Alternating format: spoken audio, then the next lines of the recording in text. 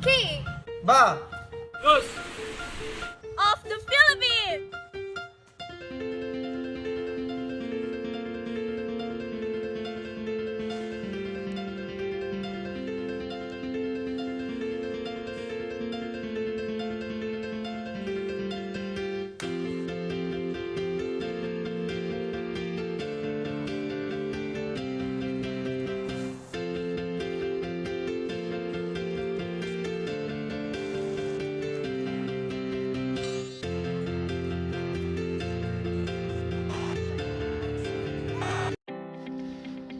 Crime against children. Crime against children tend to be local crimes with vast majority taking place within the home or family circle. So there are however a number of areas where there is an international angle. Unahin natin yung internet crimes of crime against children. Crime against children are facilitated by the internet. The increased use, which is recently years, has led to a huge rise in offending. So, hindi lamang ang mga nagkakasala ang maaaring mamahagi at maka-access ng madali sa mga material ng pang-aabuso sa bata. Ngunit maaari din silang makipag-ugnay sa mga bata sa pamamagitan ng mga chat room at mga social networking site. Next, we have traveling sex offenders ng crime against children. Traveling sex offenders, also known as sex tourism. This type of crime involves the abuse of children in developing countries by people who travel there. So, ang traveling sex offenders, ang kamag-anak na yaman ng nagkakasala kasabay ng kawalan ng pagkaunawa o mabisang batas, ay nangangahulugan na ang pang-aabuso sa mga bata ay mas madali sa mga bansang ito. This type of crime is linked to child trafficking, organized crime, and murder. These types of crimes represent a huge challenge for police worldwide and require specialized skills and increased resources. At Interpol, we encourage investigators around the world to make maximum use of our tools and services. So we have also a victim identification of crime against children. Victim identification, we work to identify the victims of child sexual abuse depicted in photographs and films. So nagsasangkot ito ng isang kombinasyon ng mga tradisyonal na pamamaraan ng pagsisiyasat at pagtatasa ng imahe.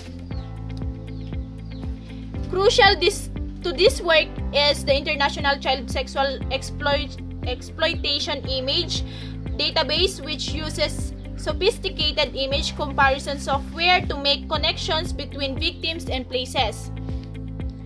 Next, we have Yellow Notice of Crime Against Children. So, at the request of a member country, Interpol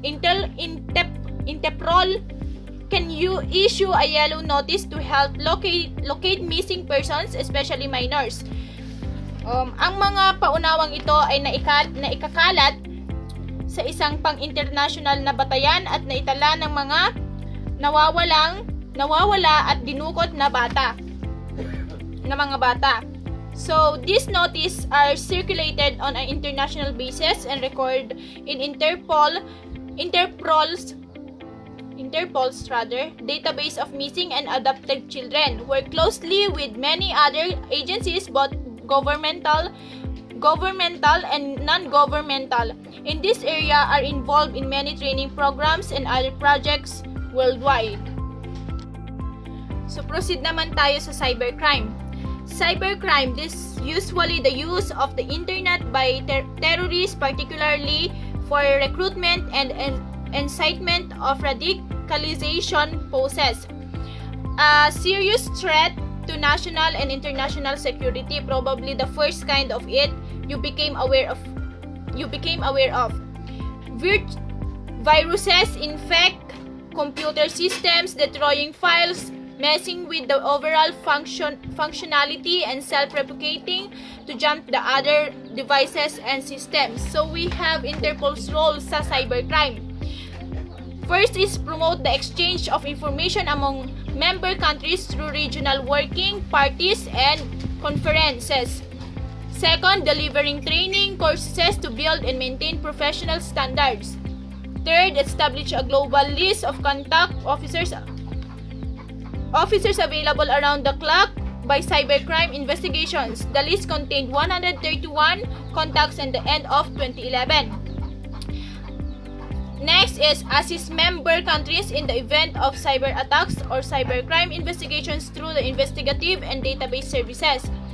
Next, develop strategic partnership with other international organizations and private sector bodies. Identify emerging threats and share the intelligence with member countries. Lastly, to provide a secure web portal for accessing operational information and documents. So proceed naman tayo sa cybercrime. Cybercrime is usually the use of the internet by terrorists, particularly for recruitment and incitement of radicalization, poses a serious threat to national and international security, probably the first kind of it you became aware of. Viruses infect computer systems, destroying files, messing with the overall functionality and self-replicating to jump the other devices and systems. So we have Interpol's role sa cybercrime. First is promote the exchange of information among member countries through regional working parties and conferences. Second, delivering training courses to build and maintain professional standards. Third, establish a global list of contact officers available around the clock by cybercrime investigations. The list contained 131 contacts at the end of 2011. Next is assist member countries in the event of cyber attacks or cybercrime investigations through the investigative and database services. Next, develop strategic partnership with other international organizations and private sector bodies. Identify emerging threats and share the intelligence with member countries. Lastly, to provide a secure web portal for accessing operational information and documents. Lastly, we have environmental crimes. So, when we say environmental crimes, it is a serious and growing international problem and one which takes many different forms. The impact of the environmental crimes in the Philippines to causing species and habitat costs. These crimes, there are threaten food security by depleting fish stocks, forests, and other resources, impeding economic development and reducing revenue. The number 5 crime areas is financial crime. Financial crime is referred to as white-collar crime. Ano nga ba yung mga crime under dito sa white-collar crime? Ito ay ang mga corporate fraud, security fraud, embezzlement, and money laundering. So, covers ito worldwide of criminal offenses. And ang financial crime is committed via the internet and have a major impact to the international banking and financial sectors, both official and alternative.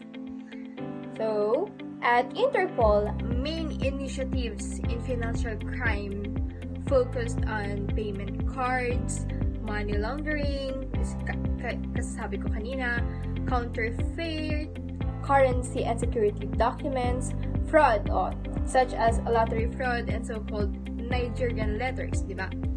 So, ang ating bansa ay nakakaranas ng financial crime.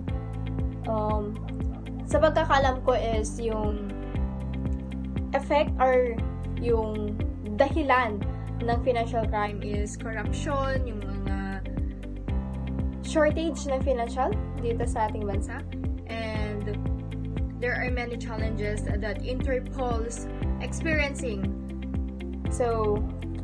And also Interpol's role in addressing these truly international challenges to law enforcement is to identify and to collect best practices and expert knowledge in this field, and to disseminate this information to law enforcement authorities worldwide, and to help specialized units to swiftly exchange operational information using Interpol's tools and services. Intelligence gathering. Ito ay to support police officers responsible in investigating firearm-related crimes. Tapos, ito yung using the information on the outside of the firearms, and the data can be gleaned from inside the weapon to prevent unsolved crime. At ang Interpol Firearms Tracing System, ito ay ang mga investigator ay request the ownership history for a firearm para to provide valuable intelligence and generate investigative leads for the police to solve crimes. At ang Interpol Firearms Reference Table, ito naman ay ang mga investigators ay enable na sila to obtain or verify the details of the firearm, and it make model, caliber, and serial numbers. At ang Interpol Ballistic Information Network naman ay dito yung pumapasok yung mga fingerprint data can link crimes and criminal across international borders. At Interpol also providing training, centralizing data, and Interpol's alerts. Sabi dito is naka-orange ang notice. So, pwede silang mag-issue ng orange notice if you committed firearms. The number 7 is maritime piracy. Maritime piracy affects major shipping lanes and puts at risk of seafarers and merchant seamen from all over the world, of whom hundreds are taken captive each year. So, meron akong napapanood sa internet about dito, yung mga pirata, kumbaga, sa under Indian Ocean.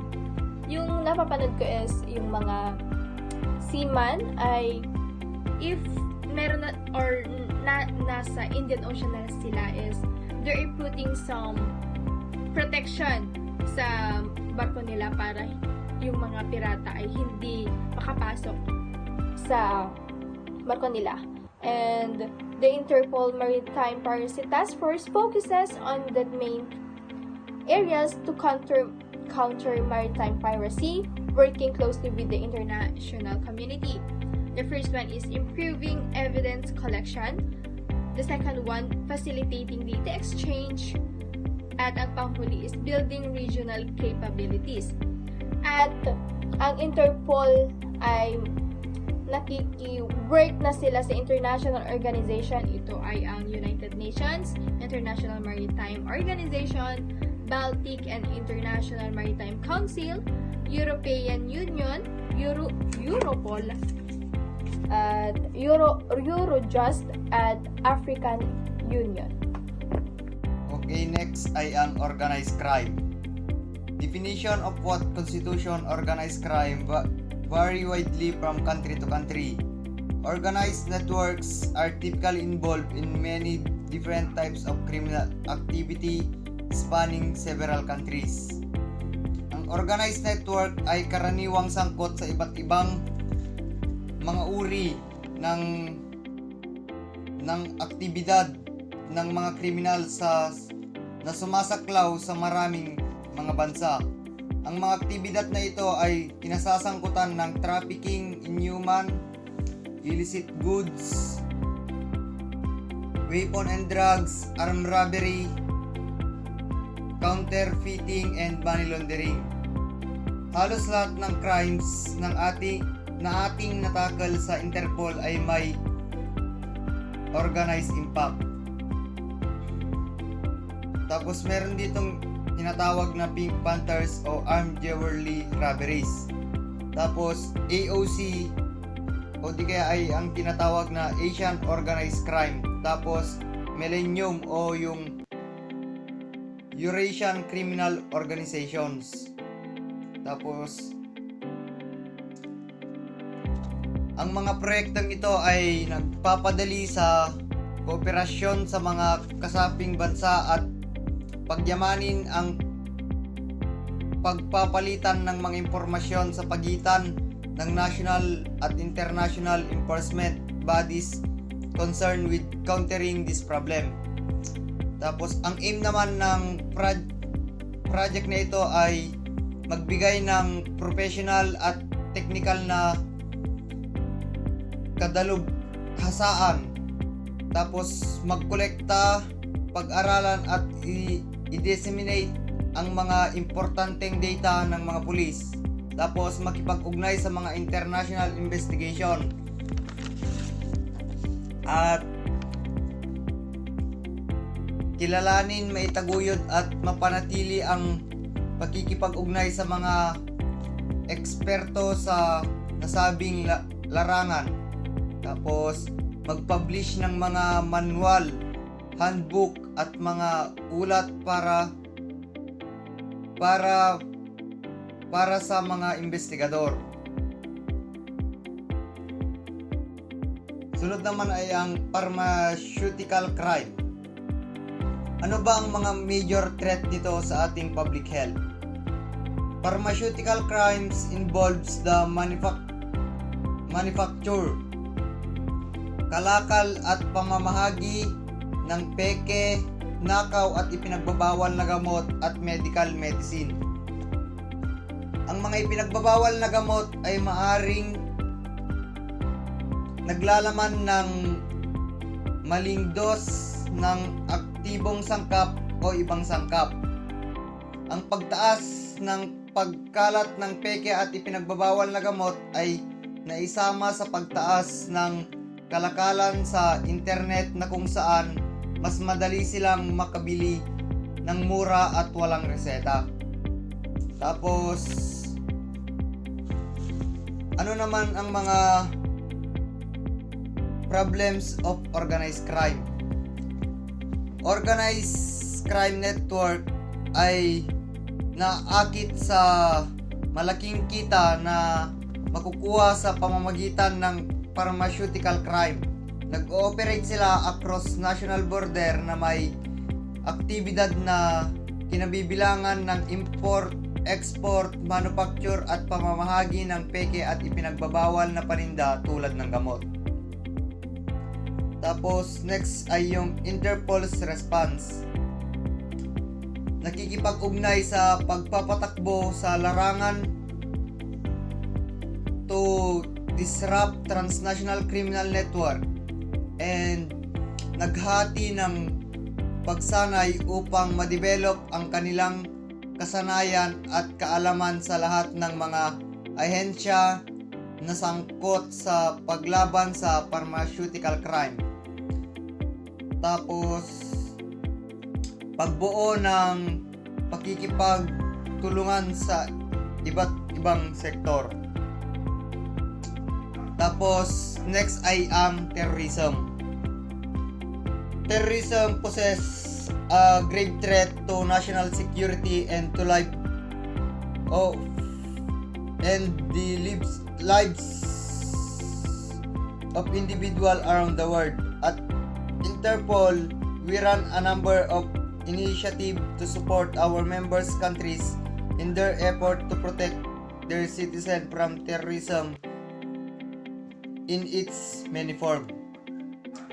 Ang terrorism ay isang banta sa national security at sa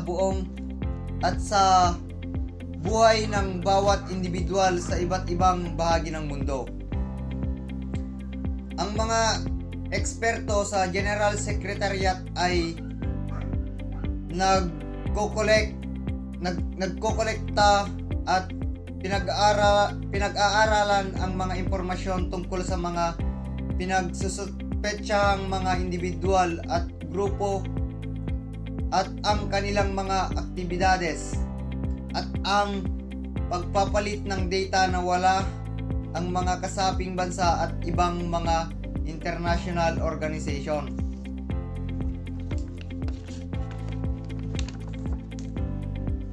Ang tagapamahala sa area na ito ay ang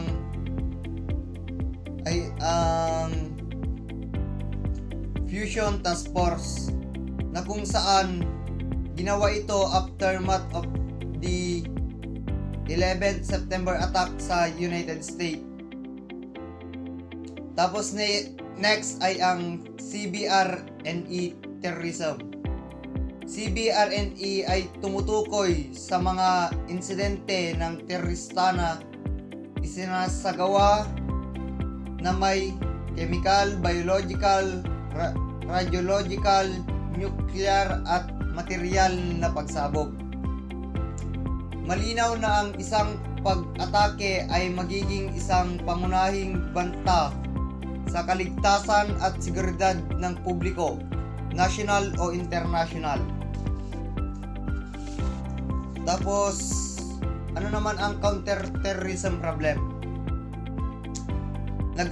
Nagsasagawa rin sila ng mga alerts at bahala sa mga terorista, mapanganib na kriminal at weapon threat sa mga bansang kasapi ng pulisya. Ang alert na ito ay tinatawag din na orange notice. So guys, for today's video, I'll be discussing you the trafficking in human beings. Ano nga ba ang trafficking in human beings? This is the act of a person which is a recruit or traffic the people between countries and regions all over the world, which is a transnational crime. Human trafficking is a human beings in multiple billion-dollar form of international organized crime institution, modern slavery.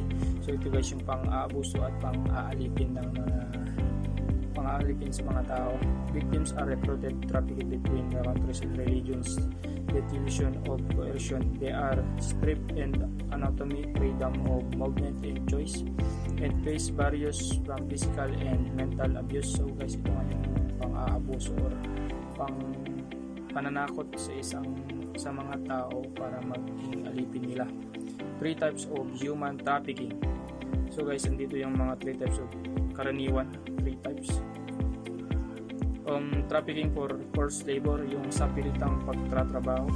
Trafficking for sexual exploitation, yung mga like pornography. And karamihang biktima dito which is mga bata, kasi yung disadvantage ng mga bata yung mga kahinaan nila, so madali lang nakukuha ang gusto nila. Tickling o trafficking of organs, guys, yung mga iba't ibang parte ng katawan na binebenta sa black market which is illegal. So guys, ito naman yung responses ng Interpol. Operation of projects, concrete action and field to dismantle human trafficking networks. Interpol tools, technical tools and system for sharing information globally. Partnership in strengthening our approach by working across sectors, yung mga activities ng responses ng Interpol.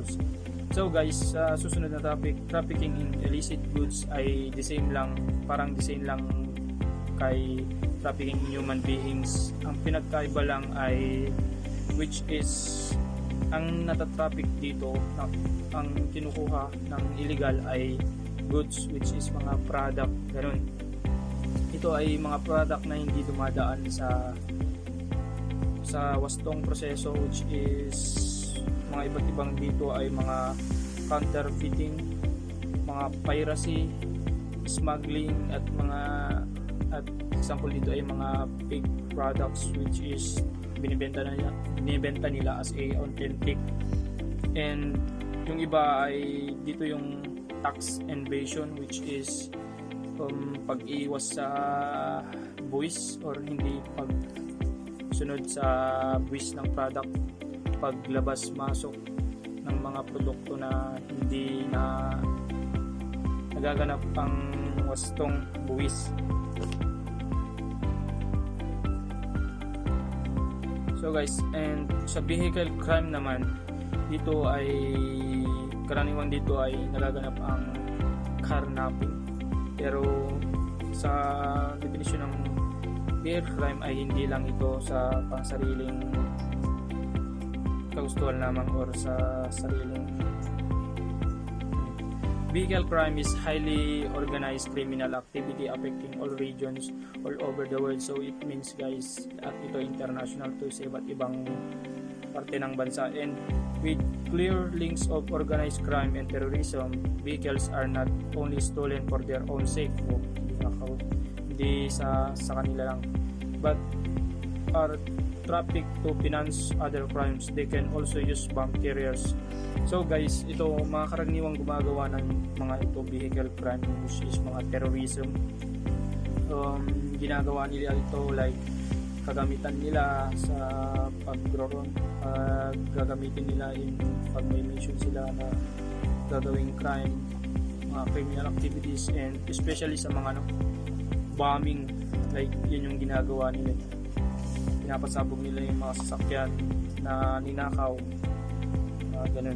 And dito naman yung mga global initiatives ng mga Interpol, delivering training, mga project for me training, mga working with car manufacturers, supporting operations. Number 14. Work of arts. The theft of cultural objective affected development of developing countries alike. That illicit traffic in cultural heritage is a transitional crime that affects of a country of origin, transit of final decision. Number 2. The illicit trade in works of art sustained by a demand from the arts market, the opening of borders in the employment in transport system, and the political establishment of certain countries. Example of work of art is Mona Lisa by Leonardo da Vinci. Definition of a work of art is a visual arts is a physical 2 or 3 dimension object that professional determine of otherwise considered to fulfill a primarily independent aesthetic function. International data. Example, international data published the first Interpol notice on stolen works of art in 1947. Since then, we have developed a highly efficient system for circulating information in a form, a database, accessibility not only to law enforcement agency but to members of the public who have been provided with its specific access rights. Example of the use of international data collecting of a clothing brand wants to launch the line that clothing globally, they have to be sure that product does well in target market. Collecting the analyzing data about the target region will go a long way to success of the product or brand. Further results are also available on this website.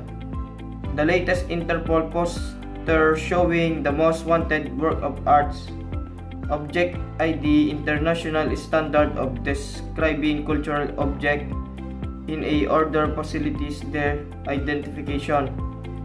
Frequently asked question. Number 15, corruption. Corruption,